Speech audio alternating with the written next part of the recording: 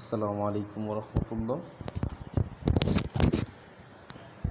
প্রিয় শিক্ষার্থী, আশা করি তোমরা ভালো আছো। আজকে আমি নবম শ্রেণীর স্টুডেন্টদের জন্য 11তম অধ্যায়ের সর্বশেষ লেকচারটি দিতে যাচ্ছি। এখানে আমরা অনেকগুলো আলোচনা করেছিলাম ব্যাংকিং ব্যবস্থার ক্ষেত্রে, ব্যাংক শাখার ক্ষেত্রে, ব্যাংকের অ্যাকাউন্ট খোলার ক্ষেত্রে। প্রিয় শিক্ষার্থী, আজকে আমরা জানব আধুনিক ও ইলেকট্রনিক ব্যাংকিং ব্যবস্থা ও তার ভবিষ্যৎ ও বাংলাদেশ, এই সম্পর্কে আজকে কথা বলবো। সো আমরা ফার্স্টে দেখি এখানে কি বলেছে, যে কথাগুলো সেগুলো জাস্ট আজকে আমরা জানার চেষ্টা করি। এখানে বলেছে, দেখো, ইলেকট্রনিক ব্যাংকিং ব্যবস্থা বর্তমানে দেশের প্রত্যন্ত অঞ্চলে স্বল্প সময়ে অর্থ স্থানান্তর, বিদেশ থেকে আসা রেমিটেন্স বিতরণ সহ 24 ঘন্টা ব্যাংকিং সেবা মানুষের কাছে পৌঁছে দিচ্ছে।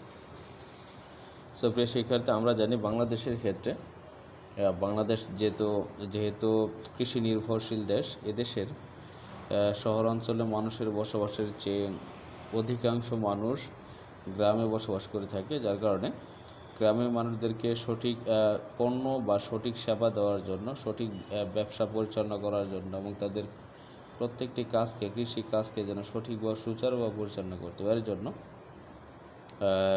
ব্যাংকিং এক ধরনের সুবিধা দিয়ে থাকে কৃষকদেরকে। যেমন কৃষি ব্যাংক সাধারণত কৃষকদেরকে স্বল্প হারে লোন দিয়ে থাকে। তারপরে হলো যেটা আমাদের বিভিন্ন ধরনের ঋণ সুবিধা, যেমন আমাদের কৃষকরা পেয়ে থাকে বীজের ক্ষেত্রে, ফসল করার ক্ষেত্রে, শস্য আমদানি রপ্তানি করার ক্ষেত্রে, তারপরে যেটা উৎপাদনকৃত পণ্য বিক্রয় করার ক্ষেত্রে, সকল কাজই ব্যাংকিং তাদেরকে অর্থ সরবরাহের মাধ্যমে সহযোগিতা করে থাকে। তাছাড়া আমরা জানি বাংলাদেশের অনেক মানুষ যারা দেশের বাইরে রয়েছে, যাদের প্রেরিত অর্থকে আমরা জানি রেমিটেন্স বলা হয়ে থাকে। এই রেমিটেন্স যখন স্থানান্তর করা হয় বা প্রদান করা হয়ে থাকে, তখন তাদের ফ্যামিলির মানুষদেরকে শহরে আসতে হয় না, ব্যাংকিং সেবার মাধ্যমে তাদের প্রত্যন্ত অঞ্চল অর্থাৎ গ্রাম অঞ্চলে তাদেরকে সহযোগিতা করা হয়ে থাকে। এটাই কথা এখানে বলা হয়েছে। পরবর্তীতে বলেছে, এত প্রাথমিকভাবে বড় অঙ্কের অর্থ বিনিয়োগের প্রয়োজন হয়। অবশ্য পরবর্তীতে কমিশন, সার্ভিস চার্জের মাধ্যমে স্বল্প সংখ্যক দক্ষ কর্মীর মাধ্যমে অধিকতর জনগোষ্ঠীকে সেবা প্রদান করা সম্ভব হয়। এই ব্যাংকিং ব্যবস্থা দীর্ঘমেয়াদে সেবা ও আয় সব দিক থেকে সুবিধাজনক হয় বলে বর্তমানে পৃথিবীতে অন্যান্য দেশের মতো বাংলাদেশেও ব্যাংকিং ব্যাপক জনপ্রিয়তা লাভ করেছে। প্রিয় শিক্ষার্থী, এখানে কিছু ইনফরমেশন দিয়েছে, যেটি হলো যে সার্ভিস চার্জের মাধ্যমে স্বল্প সংখ্যক, অর্থাৎ ব্যাংকিংয়ের মাধ্যমে মানুষের সে যন্ত্রের ব্যবহারটা আস্তে আস্তে বৃদ্ধি পাচ্ছে। যেমন আমরা দেখতে পাচ্ছি, যখন আমরা এটিএম বুথে যাচ্ছি, তখন কোনো ব্যক্তির সহযোগিতা ছাড়াই আমরা নিজেরাই আমাদের ডেবিট অথবা ক্রেডিট কার্ডের মাধ্যমে, অথবা এটিএম কার্ড যাকে বলা অটোমেটেড টেলার মেশিন, এই এটিএম কার্ডের মাধ্যমে আমরা আমাদের অর্থগুলো উত্তোলন করতে পারছি। সো এখানে কিন্তু আমাদের কোনো জনশক্তি কাজ করছে না, কাজ করতেছে ব্যাংকের পক্ষ হয়ে কিছু যন্ত্রপাতি, কিছু ইলেকট্রনিক্স পণ্য বা কিছু ইন্টারনেট কানেকশনের মাধ্যমে স্বল্প সংখ্যক ব্যক্তির মাধ্যমে সারা বাংলাদেশে একটি নেটওয়ার্ক ছড়ানোর মাধ্যমে ব্যাংকিং সেবা দিয়ে যাচ্ছে। এখানে এই কথাগুলো বলা হয়েছে। প্রিয় শিক্ষার্থী, পরবর্তী দেখি আমরা এখানে বলেছি যে দূর দূরান্তে বৃহৎ জনগোষ্ঠীর কাছে ব্যাংকিং সেবা পৌঁছে দেওয়ার ক্ষেত্রে ইলেকট্রনিক ব্যাংকিং অগ্রণী ভূমিকা পালন করছে। এখানে কিছু কথা বলেছে, আমরা দূর দূরান্তে ক্ষেত্রে, অর্থাৎ এক দেশ থেকে অন্য দেশে, এক অঞ্চল থেকে অন্য প্রত্যন্ত অঞ্চল বলতে যেখানে রুরাল এরিয়া, যেখানে গ্রাম অঞ্চল, যেখানে ইলেকট্রনিক্স সেবা অথবা ব্যাংকিং সেবা পাওয়াটা কাল্পনিক ছিল, কিন্তু বর্তমান যুগে বিভিন্ন ধরনের ব্যাংকিং সেবার মাধ্যমে সেই সুবিধাগুলো জনগণ পাচ্ছে এবং তাদের সমস্যাগুলো সমাধান হচ্ছে। আশা করা যায় ভবিষ্যতে এই ব্যাংক ব্যবস্থা বাংলাদেশে আরও সম্প্রসারিত এবং ধনী, গরিব, শিক্ষিত, অশিক্ষিত সকল জনগোষ্ঠীকে তার সেবা পৌঁছে দিতে পারবে। 24 ঘন্টা ধরেই একজন গ্রাহক প্রায় সব ধরনের ব্যাংকিং সেবা পেতে পারে বিধায় কর্মব্যস্ত গ্রাহকদের কাছে এই সেবা দিনে দিনে জনপ্রিয় হয়ে উঠছে। এখানে কিছু কথা বলেছে যে আমাদের ব্যাংকিং সেবা প্রায় সব ধরনের গ্রাহককে আস্তে আস্তে আকৃষ্ট করছে। একটা সময় ছিল যারা স্পেশালি যারা জব করতেন, যারা শুধু বিজনেস করতেন, তারাই এই সেবাগুলো গ্রহণ করতো, কিন্তু বর্তমানে এটি আস্তে আস্তে সকল ব্যক্তি, সকল প্রতিষ্ঠান, আপামর জনতা সকলের কাছে আস্তে আস্তে এটি জনপ্রিয় হয়ে উঠছে বিভিন্ন ধরনের সুবিধা পাওয়ার কারণে। পরবর্তী বলেছে, দেখো, প্রতিযোগিতামূলক বাজারে ব্যাংকিং সেবা বাংলাদেশে সস্তা ও সহজলভ্য হওয়ায় ব্যাংকিং সেবা গ্রহণকারী গ্রাহকবৃন্দ দিনে দিনে এই সেবায় দিকে দেশের বিভিন্ন অংশ থেকে আরও আগ্রহী হয়ে উঠছে এবং ব্যাংকিংয়ের জনপ্রিয়তা বাংলাদেশের ভবিষ্যৎ উজ্জ্বল বলে প্রতীয়মান হয়। সো ব্যাংকিং সেবার ক্ষেত্রে জনগণ আস্তে আস্তে যেহেতু সুবিধাগুলো পাচ্ছে এবং বিশ্বের অন্য সকল দেশগুলো থেকে বাংলাদেশে ব্যাংকিং সেবার ক্ষেত্রে সেবার চার্জটা অপেক্ষাকৃত কম এবং সহজলভ্য, যার কারণে ব্যাংকিংয়ের প্রতি মানুষের আগ্রহ বাড়ছে। তাদের প্রয়োজনীয় ট্রানজ্যাকশন, প্রয়োজনীয় লেনদেনগুলো ব্যাংকিং সেক্টরে বা ব্যাংকের মাধ্যমে সম্পন্ন হচ্ছে, যার কারণে বাংলাদেশে ব্যাংকিংয়ের ভবিষ্যৎ উজ্জ্বল একটি সম্ভাবনা বা এই খাতটি ভবিষ্যতে একটু উজ্জ্বল সম্ভাবনা রয়েছে, যার কারণে এই খাতের ক্ষেত্রে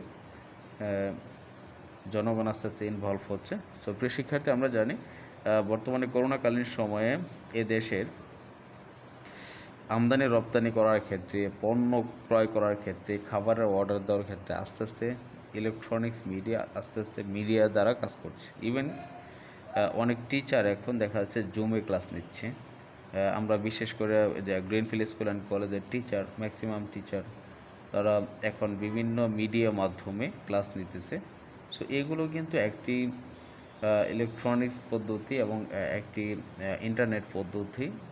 সো আস্তে আস্তে দুনিয়াতে মানুষের কর্মব্যস্ততাগুলো কমে যাবে, অর্থাৎ মানুষ অলস হয়ে যাবে, কিন্তু যন্ত্র মানুষ হয়ে কাজ করবে, যা এটি হয়তো বা 21 শতকের শেষের দিকে দেখবে তোমরা যে একটি দেশের আমূল পরিবর্তন হয়ে যাচ্ছে। দেশের সেবা খাত, শিল্প খাত, বিজনেস খাত, প্রত্যেকটা খাতেই তাদের মানুষের ধারণাগুলোকে আস্তে আস্তে সম্পূর্ণ চেঞ্জ হয়ে যাচ্ছে। বিশেষ করে আমরা কখনো কল্পনা করিনি যে আমরা স্টুডেন্টদেরকে এই বিভিন্ন ডিভাইস, তারপরে জুম সফটওয়্যারের মাধ্যমে ক্লাস নিতে হবে। সো এটিকে একটি মানুষের ধারণাকে চেঞ্জ করে দিয়েছে করোনাকালীন বা করোনার জন্য। সো প্রিয় শিক্ষার্থী, আমাদের এই ছিল এই চ্যাপ্টারের আলোচনা। আমরা জাস্ট কিছু অনুশীলনীমূলক আলোচনা করতেছি। এখন দেখো, এখানে বলেছে বহু নির্বাচনী প্রশ্ন। এর ক্ষেত্রে প্রথম প্রশ্নটি হলো, গ্রাহকের জন্য ব্যাংক আমানতের উদ্দেশ্য কোনটি? অর্থাৎ গ্রাহক যে ব্যাংকে অর্থ জমা রাখে তার জন্য গ্রাহকের সুবিধাটা কি, ব্যাংক আমানতের সুবিধাটা কি? সেটা হলো ঋণের সুবিধা, মূলধন গঠন, বিনিয়োগ, বৈদেশিক বিনিময়। এখানে আমরা সুইটেবল প্রশ্নটির অ্যান্সারটা দেখতেছি, সেটা হলো ব্যাংক আমানতের উদ্দেশ্য হলো বিনিয়োগ করা, অর্থাৎ গ্রাহক কী করে থাকে, বিনিয়োগ করে নির্দিষ্ট, এখানে গ্রাহক বিনিয়োগ করা হয় না, এখানে সাধারণত ঋণ সুবিধা পেয়ে থাকে, কারণ গ্রাহক একটি হিসাবের মাধ্যমে তার যখন অর্থের প্রয়োজন পড়ে তখন সে ঋণের সুবিধা পেয়ে থাকে। 2 নম্বর বলছে বিপদমুক্ত টাকা বিনিয়োগের স্থান কোনটি? প্রিয় শিক্ষার্থী, আমরা জানি ব্যাংকে অর্থ জমা দিলে ব্যাংক নির্দিষ্ট হারে আমাকে সুদ দিয়ে থাকে এবং ব্যাংক আমি যখনই অর্থের প্রয়োজন পড়বে তখন আমাকে অর্থ ফেরত দিতে বাধ্য থাকে, যার কারণে বিপদমুক্ত টাকা বিনিয়োগের স্থানকে আমরা সাধারণত ব্যাংকে নির্বাচন করতে পারি। পরবর্তী প্রশ্নগুলো এসেছে, দেখো, মিন্ট বড়ুয়া তার পরিবার সহ কক্সবাজারে বেড়াতে যান। সেখানে যাবতীয় ব্যয় তিনি ইলেকট্রনিক্স ব্যাংকিং কার্ডের মাধ্যমে সম্পন্ন করেন। কার্ডে সঞ্চিত টাকা ফুরিয়ে এলে তিনি তার ভাইকে তার ব্যাংক হিসাবে টাকা জমা করতে বলেন।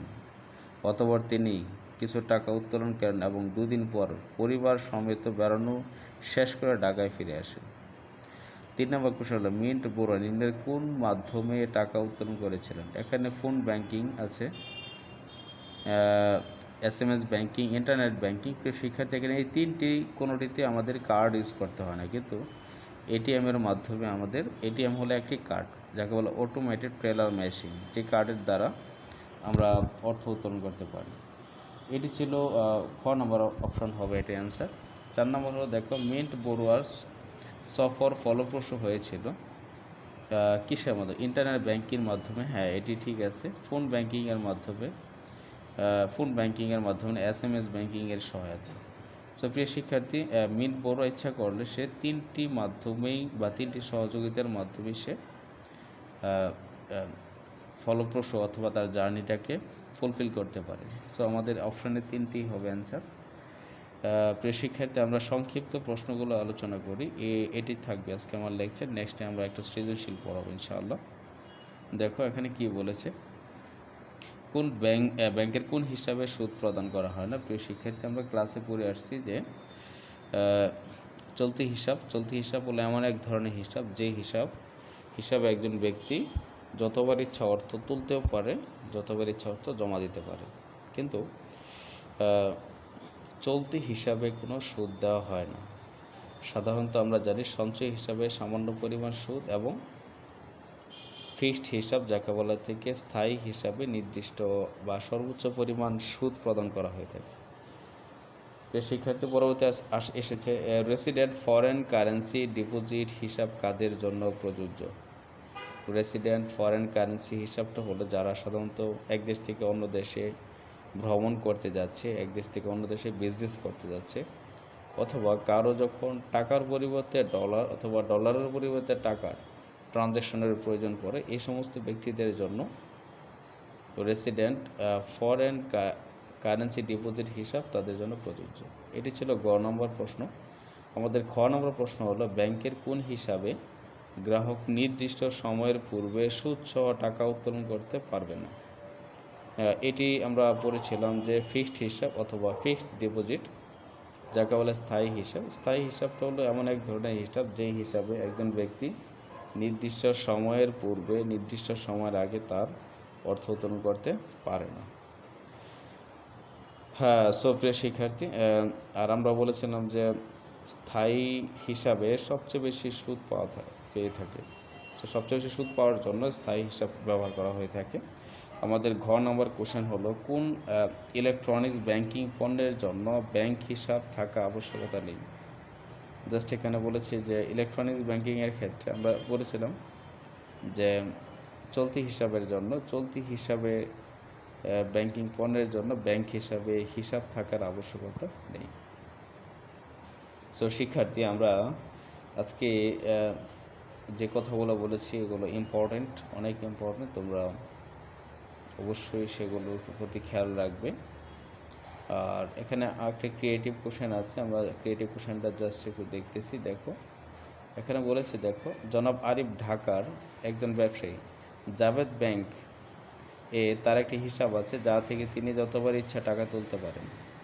তিনি একবার বেড়াতে চট্টগ্রাম যান, তখন হঠাৎ বেশ সস্তায় ব্যবসায়িক পণ্য পান। ওই ব্যাংকের কল্যাণে তিনি তার সময় মতো কিনতে সামর্থ্য হন। বাংলাদেশের যে কোনো জেলায় তাদের শাখা রয়েছে, তবে কোনো কার্ডের ব্যবস্থা নেই। ব্যাংকিং ব্যবসার তহবিলের মূল উৎস কি? ব্যাংকিং ব্যবসার তহবিলের মূল উৎস হলো জনগণ যে টাকাগুলো রাখে, সেই টাকাগুলোকে বলে আমানত। ব্যাংকিং ব্যবসায় তহবিলের মূল উৎস হলো আমানত বা অর্থ। 2 নম্বর বলছে, ব্যাংকে বিভিন্ন প্রকারের হিসাব খোলার ব্যবস্থা রাখা হয় কেন? ব্যাখ্যা করো। এখানে ব্যাংকে বিভিন্ন প্রকারের হিসাব খোলা হয় বিভিন্ন ধরনের সুবিধা দেওয়ার জন্য।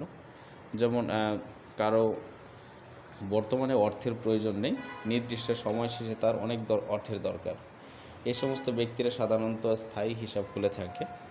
আবার কারো নির্দিষ্ট বা প্রতি সপ্তাহে প্রতিদিন টাকা অর্থ উত্তোলন করার দরকার নেই, সপ্তাহে মাঝে মাঝে তার বাজারের জন্য প্রয়োজনীয় কোনো কাজের জন্য তার উত্তোলন করা দরকার, এই সমস্ত ব্যক্তি সাধারণত সঞ্চয় হিসাব খুলে থাকে। তারপর হলো যেটা কিছু বিজনেসম্যান আছে যাদের 24 আওয়ার্স ফাইন্যান্সিয়াল ট্রানজ্যাকশনস দরকার, এই সমস্ত ব্যক্তি বা এই সমস্ত প্রতিষ্ঠানগুলো 24 আওয়ার্স সেবা দেওয়ার জন্য চলতি হিসাব খুলে থাকে। প্রিয় শিক্ষার্থী, বিভিন্ন ধরনের মানুষের চাহিদা ভিন্ন বলেই বিভিন্ন ধরনের হিসাব খুলে রাখার ব্যবস্থা করা হয়েছে। আশা করি তোমরা বুঝতে পারছো। গ নম্বর বলছে জাভেদ ব্যাংক জনাব আরিফের কোন ধরনের হিসাব রয়েছে ব্যাখ্যা করো। এখানে দেখো আমরা জানি জনাব আরিফ ছিলেন একজন ব্যবসায়ী। সো আমরা জানি ব্যবসায়ীদের জন্য সবচেয়ে সুইটেবল, সবচেয়ে ভালো হিসাবটি হলো চলতি হিসাব। কারণ চলতি হিসাব এমন একটি হিসাব যে হিসাবের মাধ্যমে একজন ব্যক্তি যখন অর্থের প্রয়োজন ঠিক তখনই সে অর্থটি উত্তোলন করতে পারে এবং যতবার ইচ্ছা তার অর্থ জমা দিতে পারে। যেহেতু অর্থ উত্তোলন এবং জমা দেওয়ার ক্ষেত্রে কোনো বাইন্ডিং নেই, কোনো বাধ্যবাধকতা নেই, যার কারণে জনাব আরিফ চলতি হিসাব করেছিলেন। পরে বলেছে দেখো ব্যাংকের একটি হিসাব আরিফের মতো ব্যবসায়ীদের কাজকে সহজ করে দেয়, উক্তির মূল্যায়ন করে। প্রিয় শিক্ষার্থী, এটি খুবই ইম্পর্টেন্ট একটি কোশ্চেন, যেটিকে তোমাদের জানা দরকার। সেটি হলো পৃথিবীর প্রত্যেকটা জিনিস যেটা সহজলভ্য, যেটা সহজে উৎপাদন করা যায়, সেই বস্তুটি সহজে যে জিনিসটা পাওয়া যায় সেই জিনিসটা সে দেশে একটি শিল্প হিসেবে তৈরি হয় বা শিল্প হিসেবে পরিগণিত হয়। যেমন বাংলাদেশের শিল্প খাতের ক্ষেত্রে যেমন গার্মেন্টস শিল্পের ক্ষেত্রে যেহেতু শ্রমিকের মজুরি স্বল্প এবং উৎপাদিত পণ্যগুলোর মূল্য অল্প, যার কারণে বাংলাদেশ গার্মেন্টসের জন্য একটি সম্ভাবনাময় শিল্প। এভাবে যে দেশে ইলেকট্রনিক্স পণ্যর ক্ষেত্রে যেমন লৌহ খনি, তারপরে হলো যেটা বিভিন্ন ধরনের গ্যাস জাতীয় খনি, এই সমস্ত খনি আছে, সেই দেশে দেখা যাচ্ছে ইলেকট্রনিক্স পণ্যের সরবরাহ অনেক বেশি। আবার যে দেশে কৃষি জাতীয় পণ্য উৎপাদন হয় তো সে দেশে খাদ্যের কোনো ঘাটতি থাকে না, কৃষি জাতীয় পণ্যের প্রাচুর্যতা রয়েছে। সো ব্যাংক হলো এভাবে জনগণকে সুবিধা দিয়ে থাকে যে একটি দেশের উন্নয়ন করার ক্ষেত্রে, যেমন উৎপাদনের ক্ষেত্রে, ব্যবসায়িক লেনদেন করার ক্ষেত্রে, আমদানি রপ্তানি করার ক্ষেত্রে ব্যাংক যদি জনগণকে সুবিধা না দিত তাহলে কখনোই ব্যবসা পরিচালনা হতো না। আর আমরা জানি ব্যবসায়ী ছাড়া ব্যাংক চলবে না, ব্যাংক ছাড়া ব্যবসায়িক লেনদেন করা সম্ভব নয়।